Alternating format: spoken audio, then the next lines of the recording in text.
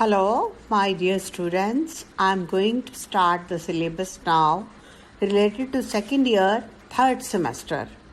First of all, I want to congratulate you that now you are in your new class, though you could not take the exams due to COVID, but still you have been promoted to your new class. Let me tell you what I'm going to teach you today.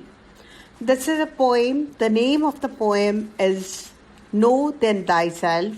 The poem is written by Alexander Pope. It is an extract taken from Pope's longer poem, An Essay on Man. In this poem, the poet advises man that he should study himself. He should not try to understand the ways or doings of God. Man's position in this world is paradoxical. That means he is full of opposite qualities. Man is a link between God and animal. That means he is ignorant as well as wise. He commits mistakes though he has reasoning power.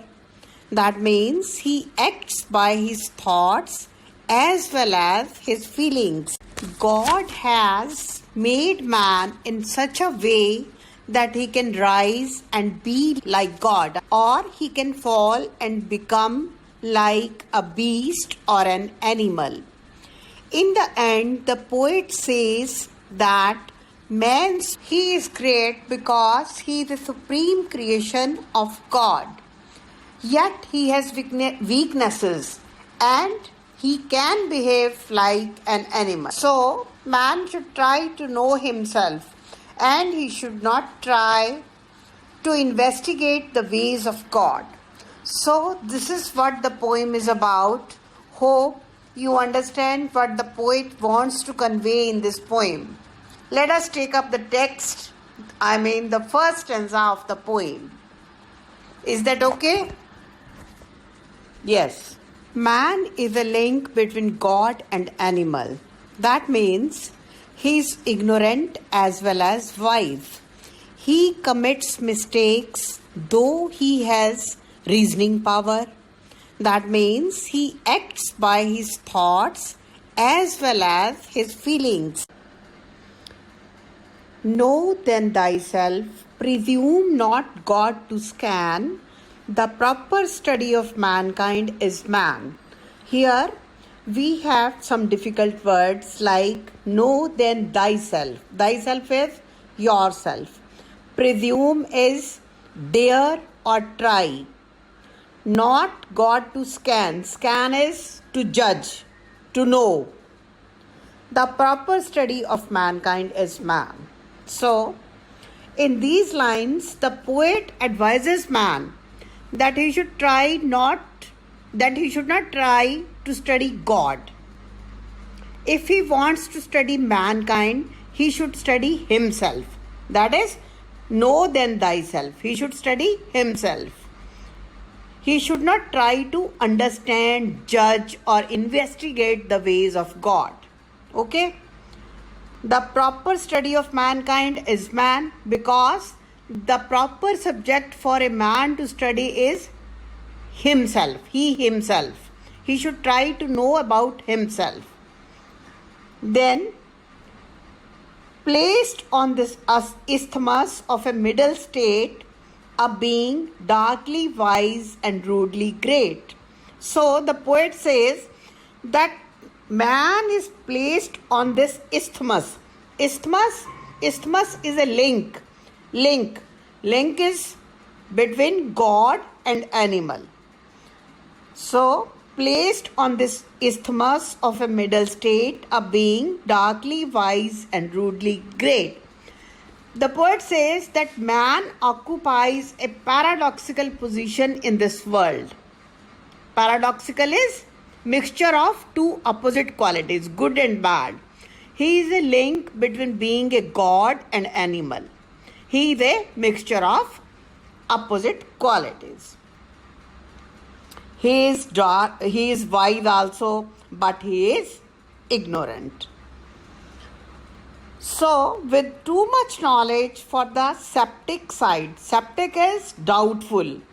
one who can doubt, who does not have confidence in himself, with too much weakness for the stoic's pride. Stoic is a person who is indifferent to pain or pleasure.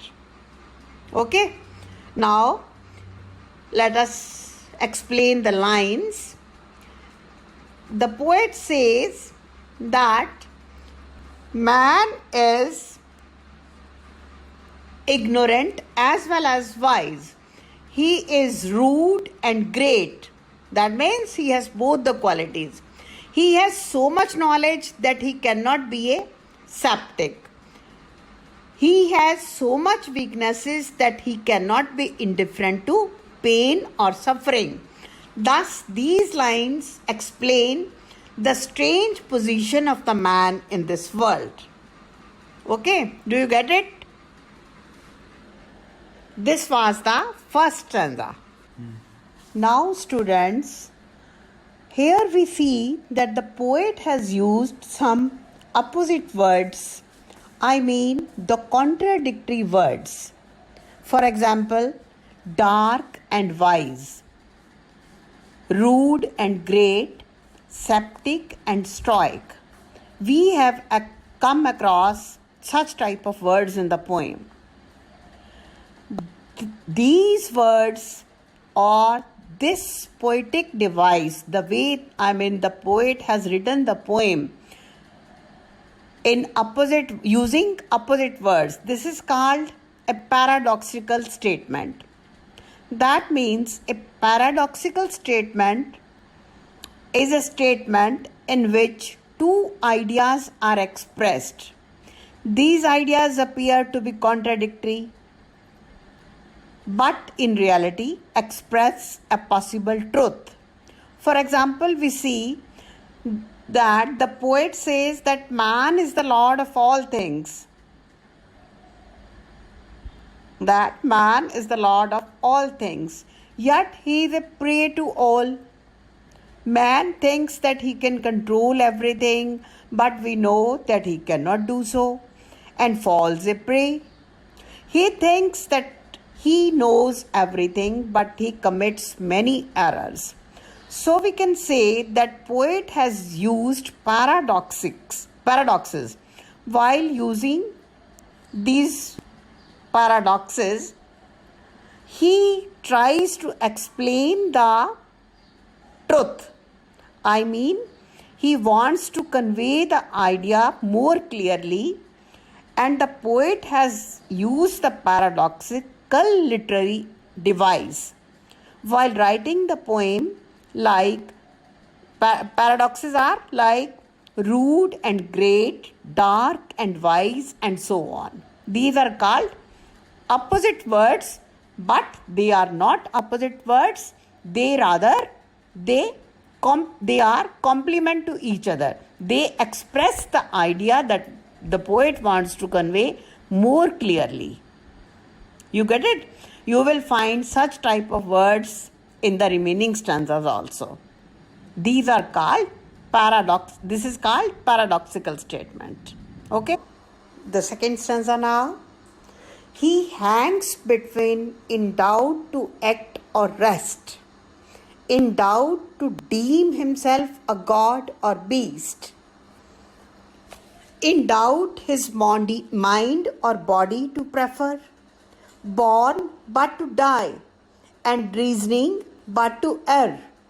Alike in ignorance, his reason fetch, whether he thinks too little or too much. These are the lines before us. So, let us know more about these lines. We have some difficult words. In the second line, we have a word, deem. Deem is to think. Deem is to think. Okay, then in the fourth line, we have a word err. Err is making mistakes, to commit mistakes. Okay, then in the fifth line, ignorance. Ignorance is to know very little. One who does not know much. Okay.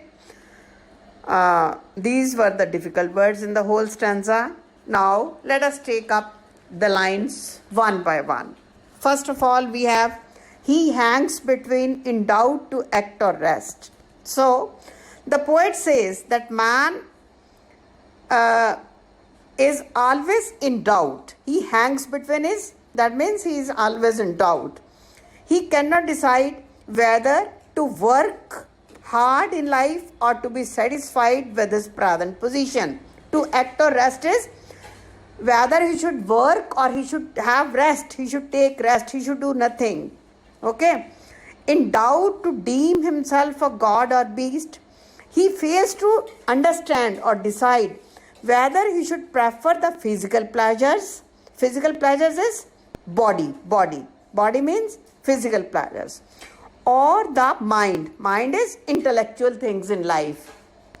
Whether he should prefer his intellectual side or his physical side. Born but to die. He is born only to die. We all know that man is mortal. He is to die one day. And reasoning but to err. So the man, he can reason, he can think, but even then he always makes mistakes. He can commit many mistakes. Though he knows much, even then he can make many mistakes. Born but to die, and reasoning. Reasoning is to know. He knows everything, he knows many things. But to err. Err is to commit mistakes. He knows many things, but even then he makes many mistakes. Alike in ignorance, his reason such. He knows very little. He is always in a fix. He cannot understand whether he is thinking too much or he is thinking very little. What should he do in life? I mean, he is always in doubt whether he thinks too little or too much. He cannot overcome this ignorance. That what should he do in life? Okay? This was the second stanza. Hope this is clear.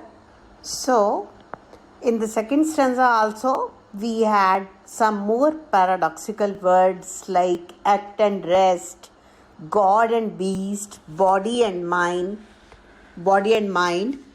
reason and error.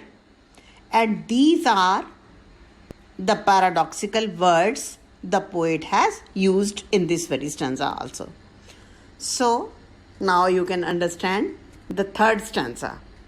In the third stanza, the poet says that about man, that, let us take up the lines now. Chaos of thought and passion. Chaos of thought and passion, all confused. Chaos is confusion. In the first line of the third stanza, we have the word chaos. Chaos is confusion. Confusion of thought and passion. Thought is mind. Passion is body. All confused. Still by himself. Abused or disabused. Abused is to feel cheated. To feel cheated. Created half to rise and half to fall. Great Lord of all things, yet a prey to all. Praise to be in trap. अपने आप को फंसा हुआ महसूस करना. Okay? Sole judge of truth. In endless error hurled. Hurled is to find oneself in a position. In such a position. Hurled is होना. अपने आप को महसूस करना. The glory, the jest and riddle of the world. Glory is to be in a very prestigious position. Glory is to be in an honorable position. But jest is because it is a मजाक. Jest क्या होता है? मजाक. Jest is मजाक. Because the man is all confused. He cannot decide what to do. That is why he is called a jest. Okay, man's life is riddle because he cannot understand it. The life cannot be solved. Okay, these were the difficult words. Now let us take up the lines. So in these lines, the poet says that man is confused, a confused mixture of thoughts and feelings, whether he should prefer his body or his mind. He is always being self-deceived or undeceived.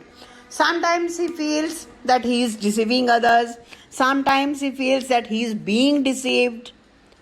In other words, he has the capacity to realize what is good or bad for him. So, he is the supreme creature and he is the master of all things around him. But yet, he often falls a prey to these things because he does not know all. He does not know everything like God. He is the only, sometimes he feels that he is the only judge of truth, but he commits numberless mistakes. That is, he commits so many mistakes that he cannot understand whether he is wise or he is foolish. So we can say that he is the glory of the world because he has knowledge and wisdom. Then he is also a jest of the world. Why is he a jest of the world? Because he makes so many mistakes. Okay? He is a riddle of the world. Riddle of the world is because he is neither an angel nor an animal. He occupies a middle position. He is neither God nor animal. That means he cannot be considered an angel or an animal. So, the poet wants to say that though, no doubt, man is the supreme creation of God, he is put on above all other creatures. So, he is the glory of the world, so he can be glorified. But he remains confused and cannot decide what to do. He is a confused being. So he can be called jest of the world because he is a confused person. He is a confused man in the world. Man's life is a riddle because no one has been able to understand man fully. So these were the lines that are explained, that I have explained. Okay? Hope you got the lines. Third stanza. This was about the third stanza. This was only, I think we have only 3 stanzas in our syllabus here. Okay, yes. These are the 3 stanzas that are in your syllabus. So students, we have read the poem. This was a poem written by Alexander Pope. We have to remember the spellings of Alexander Pope and the name of the poem, that is Know Then Thyself. Okay? The poem must be clear now. So we can say that in this poem, the poet comments on the position of man in this world. The position is full of paradoxes, that is, opposite qualities. He is ignorant as well as wise. He is rude and great. He has too much knowledge, yet he is always in doubt. He remains in doubt whether he should consider himself a god or an animal. He cannot decide whether he should prefer his mind or body. He is born, the poet has already said, he is born but to die. We all know this. He has the power of reasoning, but he keeps on making so many mistakes. He thinks himself to be the lord of everything, yet he is a prey to all. Thus, man is a bundle of paradoxes. This was the idea that has been conveyed in the poem. Thank you.